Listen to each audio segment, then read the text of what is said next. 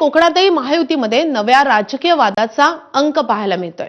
मनसेतून भाजपत गेलेल्या वैभव खेडेकरांनी प्रदेशाध्यक्ष रवींद्र चव्हाणांसमोरच गृहराज्यमंत्री योगेश कदम यांच्या विरोधात रणशिंग फुंकलाय। जिल्ह्यात इथून पुढे प्रत्येक स्थानिक स्वराज्य संस्थेच्या निवडणुकीत भाजपचा झेंडा फडकेल आणि असा शब्द खेडेकरांनी चव्हाणांना दिलाय।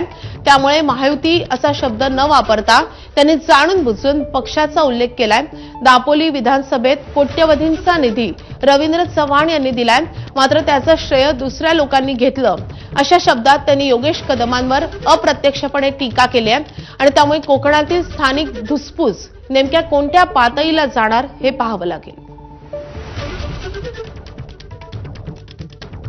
या कोकणामध्ये गेल्या अनेक वर्ष एका विशिष्ट पक्षाची सत्ता आहे आणि मग या ठिकाणी दुसरा पक्ष या ठिकाणी पुढे जाऊ नये त्यासाठी पद्धतशीरपणे प्रयत्न केले जातात। परंतु आपलं लक्ष विशेष करून या कोकणावरती आहे।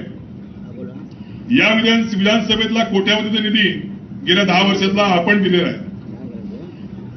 या जिल्ह्यामधल्या वेगवेगळ्या भागांमध्ये विधानसभेमध्ये भरभरून निधी देणारे हे आपले नेते आहेत, परंतु त्याचं श्रेय मात्र दुसरे घेत होते।